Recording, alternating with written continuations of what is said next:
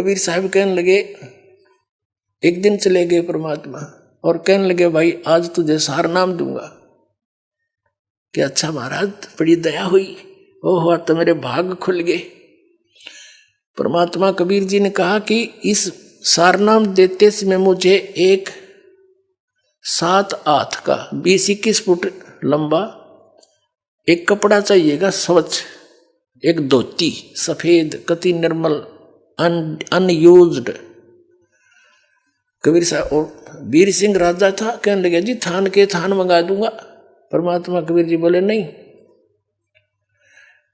जो कपड़ा मुझे सारनाम देने के लिए आवश्यकता पड़ेगी आपके लिए, वो आपकी गुरु बहन है, एक चंद्रप्रभा नाम की पंडितानी है और वो विधवा है आपकी काशी नगरी में, उस मोहल्ले में उसकी एक पुत्री है और उसने वह साड़ी अपने ही बगीचे में, वह धोती अपने ही आंगन में कपास का पौधा बोया बाड़ी है और गंगा का जल मटके में भर भर कर लाकर वो बाड़ी के पौधे सींचे हैं भाई। और उससे जब वह बाड़ी खिली, कपास खिली नरमा, तो उससे चुग के आप पे काटा, आप पे लोड्या और आप पे सूत बना के अपने हाथ से खड्डी से नहा धो के सोच वो कपड़ा एक धोती तैयार कर रखी है, वह धोती ले आ तू, तब तुझे सारनाम मिलेगा, नहीं तो नाम वो मिलेगा नहीं। अब वीर सिंह बघेल ने संदेशा भिजवाया, उस थान खोजा कहाँ सी रहती है मेरी गुरु बहन, यानी कबीर साहब की शिष्या थी वो। अब वहाँ पता लगा, सैनिकों ने आके बता दिया ऐसे ऐसे वो बहन वहाँ पर रहती है, हमने पता कर लिया उनके घर का। राजा ने कहा कि उनको संदेशा दो कि मैं उनसे मिलना चाहता हूँ अपनी गुरु बहन से। अब सैनिकों ने जाके बता दिया कि बहन ऐसे ऐसे वीर सिंह जी आपसे मिलने आ रहे हैं, आपके गुरु भाई हैं। उसको पता था इस बात का कि वो है तो गुरु भाई, पर राजा का दिमाग तो राजा के हिसाब से, और मेरे पास आ रहा है, कोई कुबद ना कर दे भगवान, हे प्रभु मेरी रक्षा करियो, कोई मन में खोट लेकर ना आ रहा हो। नहीं, राजा तो राजी खुशी तो आया नहीं करे गरीब के घर में। अब उसने आने से पहले आसन लगा दिया, जैसा भी उसका घर पे था, बढ़िया कपड़े बिछा दिए, दूध गर्म करके ठंडा करके पीने योग्य तैयार कर रखा खातिर अपने आओ भगत के लिए, और उसको बुलाया। अब आ गया, जो बैठ के प्रणाम हुए, सत्साई भाई सत्साई बहन बैठ के अंदर इस उसके चारपाई पे, और बोलो जी दूध पी लो भाई। राजा बोला बहन दूध पीछे पीऊंगा तेरा मैं, पहले मेरी अर्ज स्वीकार कर। बोल भाई मैं कंगाल, आप राजा, मुझ गरीब के पास क्या देने को है आपके लिए, क्यों शर्मिंदा करते हो मुझे। कि नहीं बहन, आज मैं भिखारी बन के आया हूँ और आज मुझे सारनाम मिलेगा, गुरुजी ने रजा बख्शनी है, और उस सारनाम के लिए मुझे एक धोती चाहिए जो तेरे पास है, साफ धोती सुथरी बनी वह साड़ी।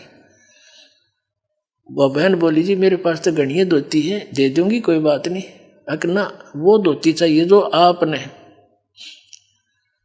अपने आंगन में और कपास बो के बाड़ी बो करके उसको चुन के और आप बनाया है सारा कुछ, वह धोती चाहिए।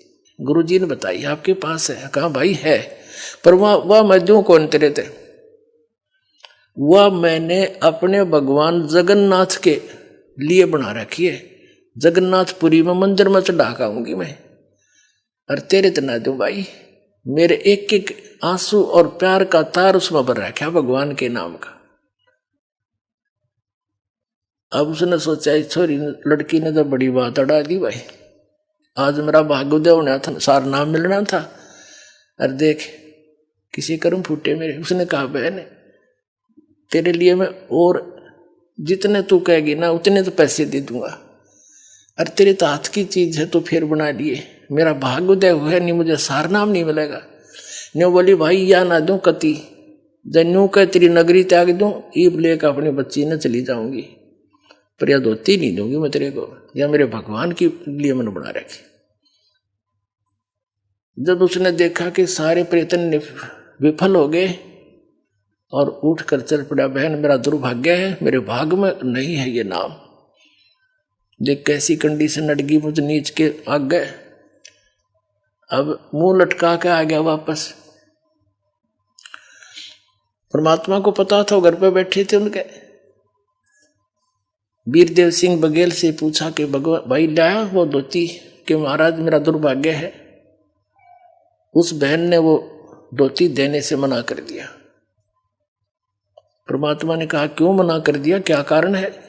कि उस बहन ने बताया है कि वह धोती उसने, वो साड़ी भगवान जगन्नाथ के लिए बना रखी है, और वो कह रही है कि मैं भगवान जगन्नाथ के मंदिर में या धोती चढ़ा के आऊंगी, इसने मैं दूं नहीं किसी को भी।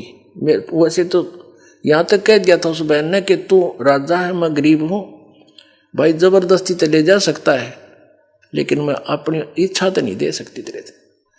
तो कहने लगा बहन ऐसी गलती मैं नहीं कर सकता, क्यों, मुझे भी ज्ञान हो गया है, मैं तो प्रार्थना करने आया था।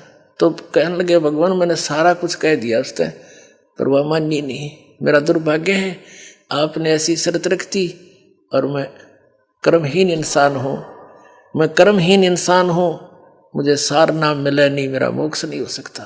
नो बैठ के रोने लग गया।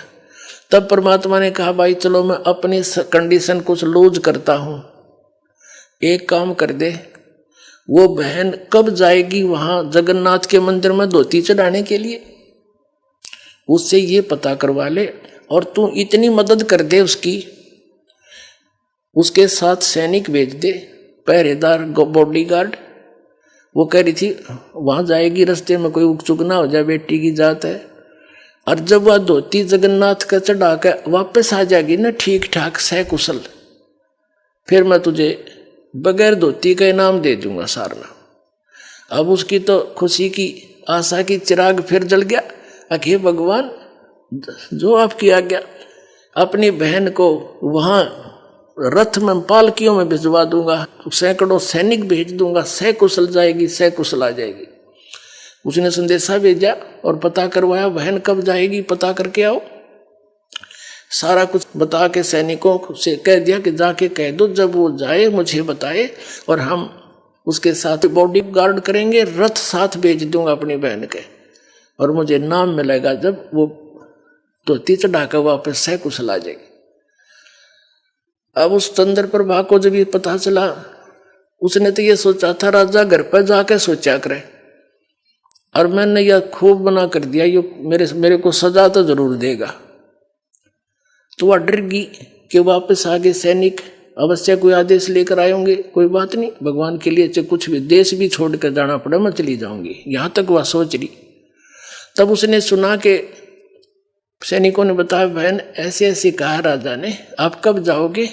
गुरु जी ने उनकी शर्त लूज कर दी है, ढीली कर दी है, सरल कर दी है कि तू आप वहां जाकर धोती चढ़ाकर वापस आ जाएगी ना सकुशल, राजा आपको सुरक्षा देगा, तो राजा को नाम मिल जाएगा, सार नाम। आपसे ये पूछ रहे हैं आप कब जाओगे, हमें बताना, आपको पालकियों में लेकर चलेंगे, रथ में बैठा ले चलेंगे, खाने का प्रबंध साथ करके चलेगा राजा। वह कहने लगी भाई ना रथ में बैठूं ना पालकी में बैठूं, मैं तो पैदल जाऊंगी और सिर पर अपनी वादर के ले जाऊंगी धोती भगवान की। ठीक है तुमने मेरे साथ चलना है, राजा के आदेश से बेसिक चल पड़ी। वह लड़की चली गई, राजा ने सैनिक भेज दिए, सख्त हिदायत दे दी थी कि इस लड़की को कोई उक चुक ना हो जा, मेरी जिंदगी और मौत का सवाल है। सैनिक समझदार से भेजे, बुजुर्ग से समझदार से सारे डाल के, और रास्ते का सारा सामान खाने पीने का साथ बांध दिया, सबका लंगर। अब जब वो बहन पहुंची जगन्नाथपुरी में, भगवान जगन्नाथ यानी श्री विष्णु जी के चरणों में वह धोती समर्पित करने के लिए नहा धो के धोती रख के सिर पे आदर से, और पहुंच गई उस जगन्नाथ के मूर्ति के सामने, और साथ में सैनिक कदे कोई उकचुक हो जाए न तो कर सख्त हिदायत थी।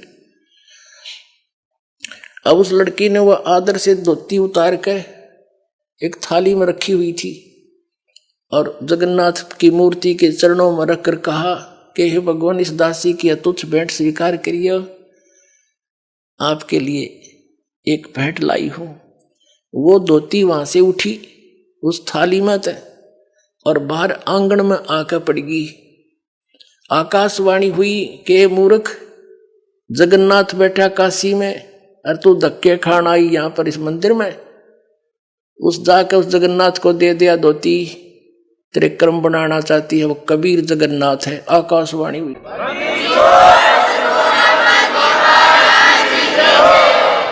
वो है जगत का स्वामी, कुल का मालिक है, और उसने छोड़ के तुम्हारी यहां आई इस पत्थर पे माथा टेकन, ले जा इसको, मुझे स्वीकार्य नहीं है।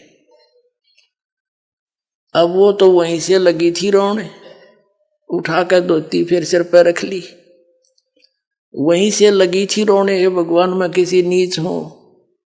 अब परमात्मा ने एक तीर से दो शिकार करे।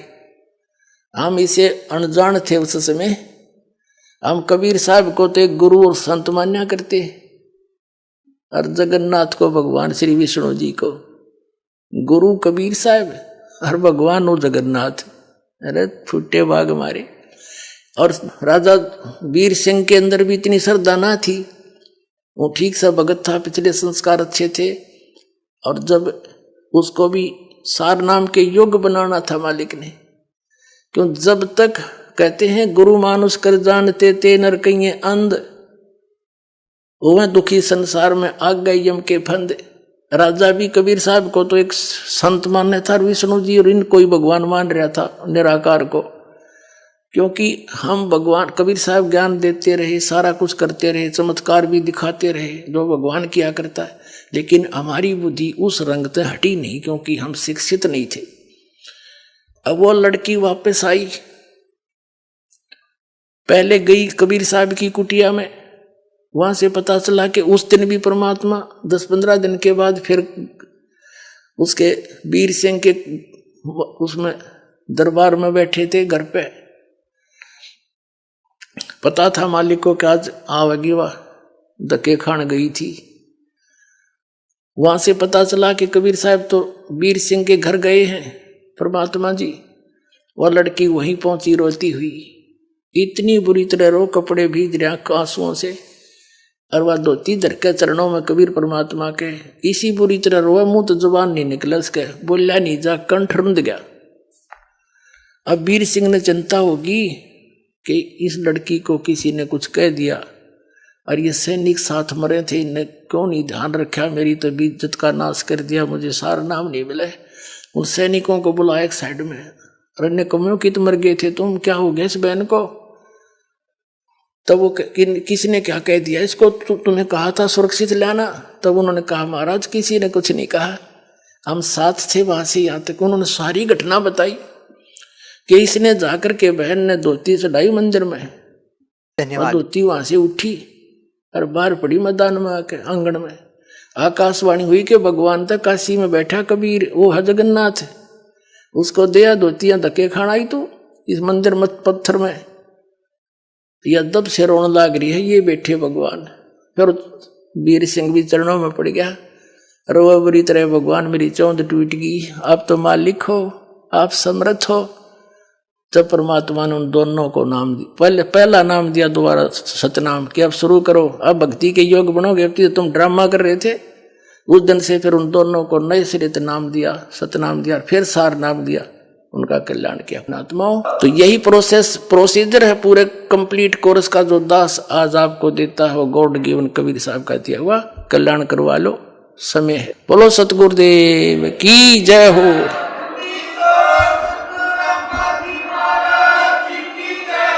सर नमस्कार। नमस्कार सर। सर क्या शुभ नाम है आपका? सर मेरा नाम रामनिवास ठाकुर है सर। सर कहाँ से आए हैं आप? सर मैं यहाँ एमपी का रहने वाला हूँ, गांव का नाम प्रतापपुरा है, तहसील खेड़कियाँ, जिला हरदा, एमपी से हूँ सर। संत रामपाल जी महाराज से नाम दीक्षा लेने के बाद क्या आपकी जो वो समस्या थी क्या वो ठीक हो गई? जी सर बिल्कुल, जो मुझे कमर की समस्या थी वो संत रामपाल जी महाराज की शरण में जाने के बाद ने मुझे उसमें पूरा आराम मिला, क्योंकि संत रामपाल जी महाराज ने मुझे जो मंत्र दिए उन मंत्रों के पावर से मुझे पूरा आराम मिला है। और उस बीमारी का मेरे पास ये प्रमाण है। जो मुझे बीमारी थी उसके लिए मैंने कई डॉक्टरों को दिखाया। सर कहाँ है प्रमाण? सर ये है मेरे पास, ये प्रमाण है सर। ये यहाँ हमारे यहाँ इंदौर में टी चौधरी हॉस्पिटल है सर, उसमें मेरा इलाज चला था 5 तारीख से 12 तारीख तक। गया अपने 5 नवंबर से लेकर के 12 नवंबर तक 2013 में मेरा 7 दिन यहीं पर इलाज चला इसी हॉस्पिटल में। और इन्होंने मुझे बोल दिया था कि आपको बॉम्बे जाना है, बॉम्बे में आपका ऑपरेशन होगा। मैंने पूछा सर इसमें क्या खर्च लगेगा? बोलने लगे इसमें कम से कम 2 से 2.5 लाख रुपए खर्च लग सकता है, और आप वहाँ जाओ, वहाँ के डॉक्टरों का हम आपको नंबर दे देंगे, वहाँ आपका ऑपरेशन होना है। और उसके बाद में मैं संत रामपाल जी महाराज की जो सत्संगों की जो चीफ थी सर, वो मेरे पास थी पहले से, ज्ञान पहले से सुन रखा था मैंने। तो मैं सत्संग सुनता था सर, हॉस्पिटल में पड़े पड़े भी सत्संग सुनता था।